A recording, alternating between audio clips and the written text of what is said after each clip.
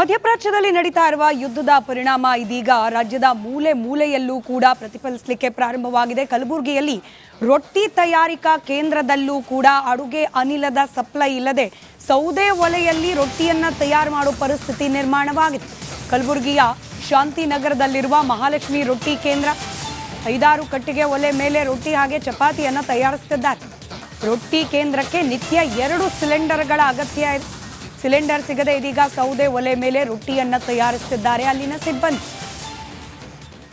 ದೃಶ್ಯದಲ್ಲಿ ಗಮನಿಸ್ತಾ ಇದ್ದೀರಿ, ಸೌದೆ ಒಲೆಯನ್ನ ಹೂಡಿ ಅದರಲ್ಲೇನೆ ಚಪಾತಿ ಹಾಗೆ ರೊಟ್ಟಿಯನ್ನ ಈ ರೊಟ್ಟಿ ಕೇಂದ್ರದಲ್ಲಿ ತಯಾರು ಮಾಡಲಾಗ್ತಾ ಇರೋದು. ಪ್ರತಿನಿತ್ಯ ಒಂದು ಇಡೀ ಸಿಲಿಂಡರ್ 1ರಿಂದ 2 ಸಿಲಿಂಡರ್ಗಳು ಈ ಒಂದು ರೊಟ್ಟಿ ಕೇಂದ್ರಕ್ಕೆ ಬೇಕಾಗ್ತಾ ಇತ್ತಂತೆ. ಇದೀಗ ಗ್ಯಾಸ್ ಪೂರೈಕೆ ಇಲ್ಲದ ಕಾರಣ ಸೌದೆ ಒಲೆಯನ್ನ ನಿರ್ಮಾಣ ಮಾಡಿಕೊಂಡು ಅದರ ಮೂಲಕವೇ ರೊಟ್ಟಿ ತಯಾರು ಮಾಡಲಾಗ್ತಾ ಇದೆ.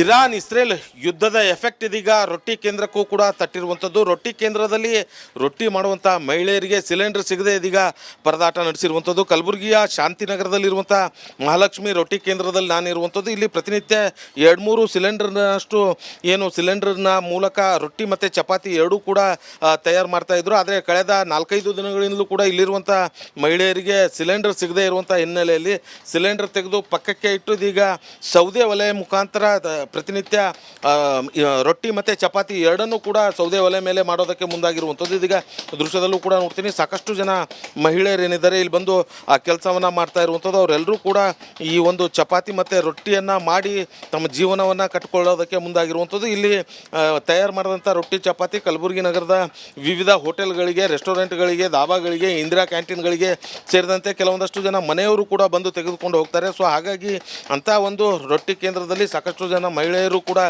ಕೆಲಸ ಮಾಡಿ ತಮ್ಮ ಬದುಕನ್ನು ಕೂಡ ಕಟ್ಕೊಳ್ಳೋದಕ್ಕೆ ಮುಂದಾಗಿರುವಂಥದ್ದು. ಆದರೆ ಕಲಬುರಗಿಯಲ್ಲಿ ಇತ್ತೀಚೆಗೆ ಭಾಳ ಬಿಸಿಲು ಕೂಡ ಹೆಚ್ಚಾಗಿರುವಂಥ ಹಿನ್ನೆಲೆಯಲ್ಲಿ ಸೌದೆ ಒಲೆ ಮೇಲೆ ಅದೇ ಬೆಂಕಿಯ ಮುಂಭಾಗ ಕೂತು ಅಡುಗೆ ಮಾಡುವಂಥ ಅದಕ್ಕೆ ಕೂಡ ಇದೀಗ ಸಂಕಷ್ಟ ಕೂಡ ಅನುಭವಿಸ್ತಾ ಇರುವಂಥದ್ದು. ಸೊ ಹಾಗಾಗಿ ಇಲ್ಲಿರುವಂಥ ಮಹಿಳೆಯರಿಗೆ ಸಿಲಿಂಡರ್ ಪೂರೈಕೆ ಕೂಡ ಆಗ್ತಾ ಇಲ್ಲ ಅನ್ನುವಂಥ ಒಂದಷ್ಟು ನೋವು ಕೂಡ ತೋಡ್ಕೊಳ್ತಾ ಇರುವಂಥದ್ದು. ಸದ್ಯ ಇದೀಗ ನನ್ನ ಜೊತೆ ರೊಟ್ಟಿ ಕೇಂದ್ರದ ಮಾಲೀಕರು ಕೂಡ ಇದ್ದಾರೆ. ಸೊ ಅವರನ್ನು ಮಾತಾಡಿಸ್ತಾ ಹೋಗ್ತೀನಿ, ಏನು ಸಮಸ್ಯೆ ಅಂತೇಳಿ ಹೇಳ್ರಮ್ಮ. ಈಗ ನಿಮಗೆ ಎಷ್ಟು ದಿನದಿಂದ ಸಿಲಿಂಡರ್ ಇಲ್ಲ, ಏನು ಸಮಸ್ಯೆ?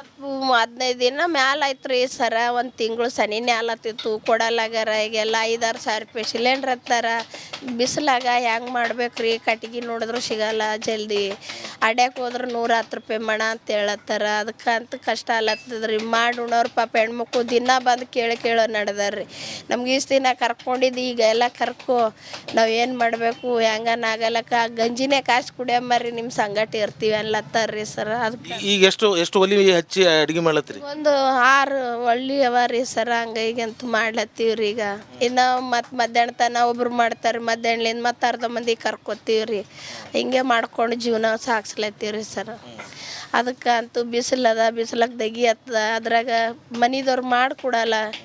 ಏನು ಮಾಡ್ತೀರಿ? ಎಲ್ಲ ಹೈರಾಣ ಆಗ್ಲತ್ತೀವ್ರಿ. ಯಾಕೆ ಮನೆಯವ್ರು ಯಾಕೆ ಮಾಡೋಲ್ಲ? ಬಾಡಿಗೆ ಮನೆ ಕರ್ಗತ್ತವ ಎಲ್ಲ ಬಿಡ್ರಿ, ನೀವೆಲ್ಲ ನೋಡ್ಕೋರಿ ಅಂತಾರ್ರಿ. ಎಲ್ಲಿ ಹೋಗ್ಬೇಕ್ರಿ ಈಗ ಇಷ್ಟು ದಿನ ಇದ್ದಕ್ಕೆ? ಸಿಲಿಂಡರ್ ಇದ್ರೆ ಮಾಡಂತ. ಸಿಲಿಂಡ್ರ್ ಇದ್ರೆ ಮಾಡಂತಾರ್ರಿ ಸರ. ಸಿಲಿಂಡ್ರ್ ಇರಲಿಲ್ಲ ಅಂದ್ರೆ ಬಿಡ್ರಿ ಅಂತಾರೆ. 8,000 10,000 ಬಾಡಿಗೆ ಕೊಡಂತಾರ್ರಿ. ಅಷ್ಟು ಆಗ್ಬೇಕಲ್ರಿ ಸರ. ಈಗ ಅವಾಗ ಬಿಸ್ನೆಸ್ ಚಾಲು ಇದ್ದವು, ಮಾಡ್ತಿದ್ದೀವಿ ರೀ. ಹೋಟೆಲ್ವರೆಲ್ಲ ಬಂದೈತಿರು. ಈಗ ಯಾರೂ ಬರಲ್ರಿ. ಸ್ವಲ್ಪ ರೇಟ್ ಹೆಚ್ಚಿಗೆ ಮಾಡಿದ್ರೆ ನಿಮ್ಮ ರೊಟ್ಟಿ ಇಟ್ಕೋರಿ ಅಂತ ಹೇಳತ್ತಾರ್ರಿ.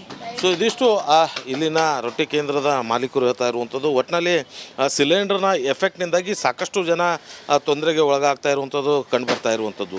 ಕ್ಯಾಮ್ರಾ ಪರ್ಸನ್ ವಿಜಯ್ ಕುಮಾರ್ ಜೊತೆ ಓಂ ಪ್ರಕಾಶ್ ಮುನ್ನೂರ್, ರಿಪಬ್ಲಿಕ್ ಕನ್ನಡ, ಕಲಬುರಗಿ.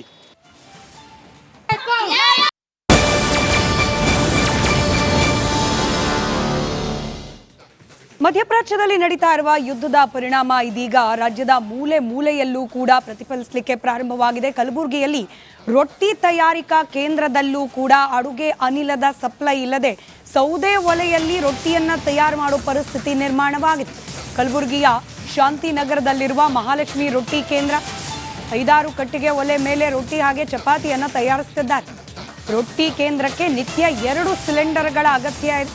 ಸಿಲಿಂಡರ್ ಸಿಗದೆ ಇದೀಗ ಸೌದೆ ಒಲೆ ಮೇಲೆ ರೊಟ್ಟಿಯನ್ನ ತಯಾರಿಸುತ್ತಿದ್ದಾರೆ ಅಲ್ಲಿನ ಸಿಬ್ಬಂದಿ. ದೃಶ್ಯದಲ್ಲಿ ಗಮನಿಸ್ತಾ ಇದ್ದೀರಿ, ಸೌದೆ ಒಲೆಯನ್ನ ಹೂಡಿ ಅದರಲ್ಲೇನೆ ಚಪಾತಿ ಹಾಗೆ ರೊಟ್ಟಿಯನ್ನ ಈ ರೊಟ್ಟಿ ಕೇಂದ್ರದಲ್ಲಿ ತಯಾರು ಮಾಡಲಾಗ್ತಾ ಇರೋದು. ಪ್ರತಿನಿತ್ಯ ಒಂದು ಇಡೀ ಸಿಲಿಂಡರ್ 1ರಿಂದ 2 ಸಿಲಿಂಡರ್ಗಳು ಈ ಒಂದು ರೊಟ್ಟಿ ಕೇಂದ್ರಕ್ಕೆ ಬೇಕಾಗ್ತಾ ಇತ್ತಂತೆ. ಇದೀಗ ಗ್ಯಾಸ್ ಪೂರೈಕೆ ಇಲ್ಲದ ಕಾರಣ ಸೌದೆ ಒಲೆಯನ್ನ ನಿರ್ಮಾಣ ಮಾಡಿಕೊಂಡು ಅದರ ಮೂಲಕವೇ ರೊಟ್ಟಿ ತಯಾರು ಮಾಡಲಾಗ್ತಾ ಇದೆ.